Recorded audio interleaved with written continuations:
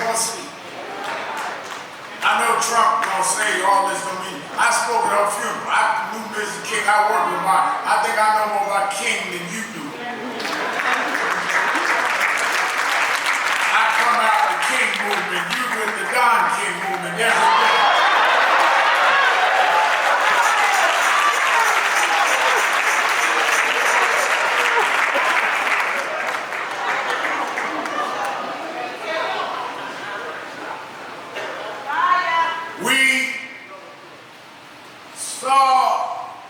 When she sat down in front of the bus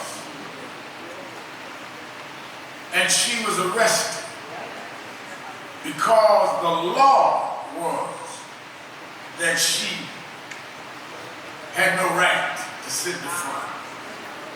A black preacher in that town named Martin Luther King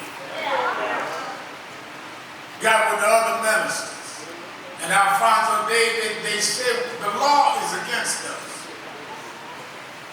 Society is against us.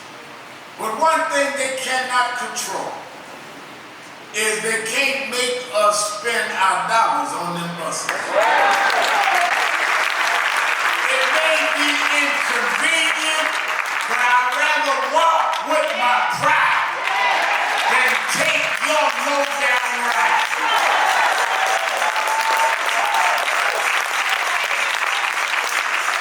Martin Luther King did not go into history singing hymns. He did not go into history making eloquent speeches. He could do both. He went into history because he taught the people in Montgomery and later people around the world, if we discipline our dollars, we would make folk understand they have to respect us and regard us. It is a novel address that he is going to end DEI this week. He's going to put out his executive orders. You have all these corporations that are saying they're going to back up off DEI. And why do we have DEI? We have DEI because you denied us diversity. You denied us equity. You denied us inclusion.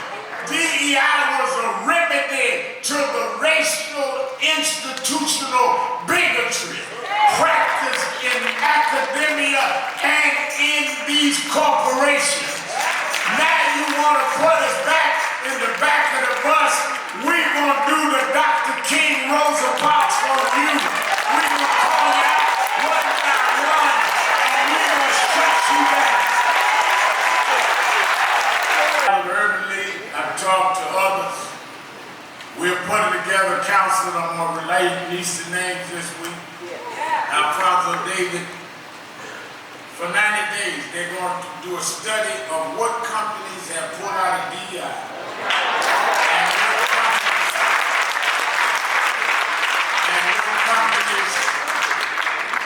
And what companies have a small margin of profit. And we in 90 days are going to announce the two companies that we're going after. And we want to ask everybody in this country, black, white, brown, gay, straight, woman, trans, don't buy where you are not respected. Donald Trump can't make us buy your stuff. The Senate can't make us buy your stuff. In the name of Dr. King, we will do what Dr. King did.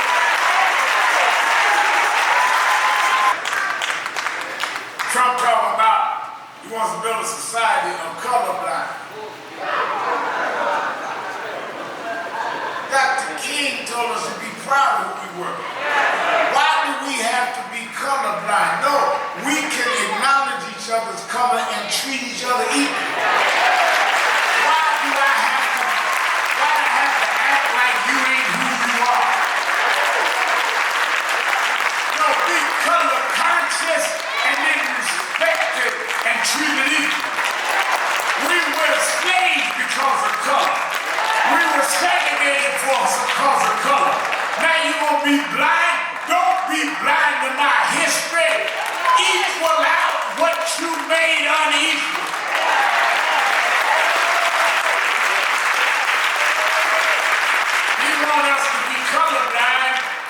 Because then they don't owe the equalizing out, Alfonso.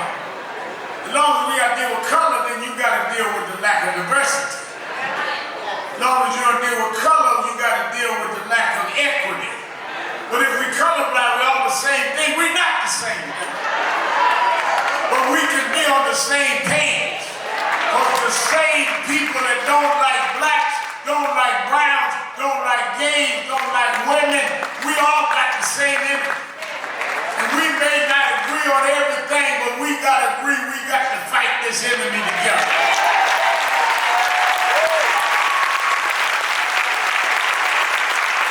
Talk about the story, there was the war between, the battle between the Philistines and Israelites.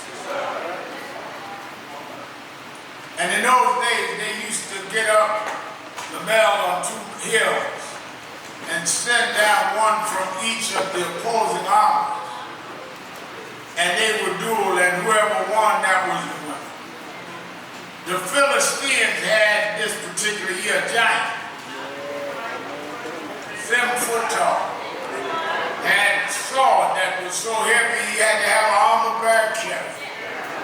And he came down in the mid-place and challenged the Israelites. Said, send me one of yours, just send me one. He said, I'll make a deal with you. He said, if you kill me, whoever you send will be your slave. But if I kill you, then you become mine. And this big giant threatened him. He had all the power, he had all the strength. He appeared omnipotent. And all of the Israelites who've been trained in warfare, who've been to boot camp, who've been given the skills of war mason, but they was afraid to fight this giant. But there was a little boy. He wasn't even in the army. His daddy sent him to run an errand to his brothers. And while he was running the errand, he heard about this giant. And he said, who is this giant that defies the gods of Abraham and Isaac? If nobody will fight him, I'll fight. His brothers told him, you be quiet. You can't fight. You ain't been to boot camp. You ain't had no training. He said, that's true. I'm just a shepherd boy.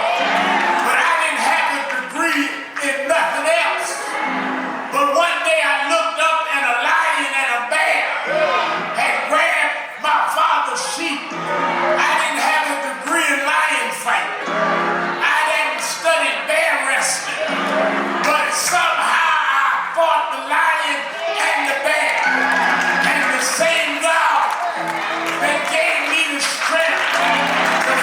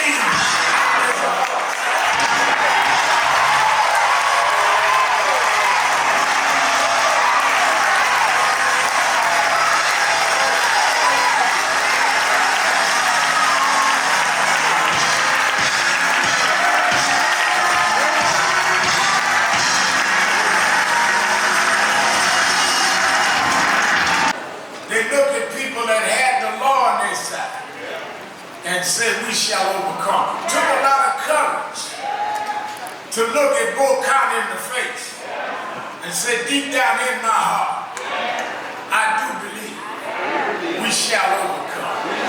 Oh, it's a big day for the right wing. They're celebrating and they're going to have their little inaugural parties tonight, but we shall overcome.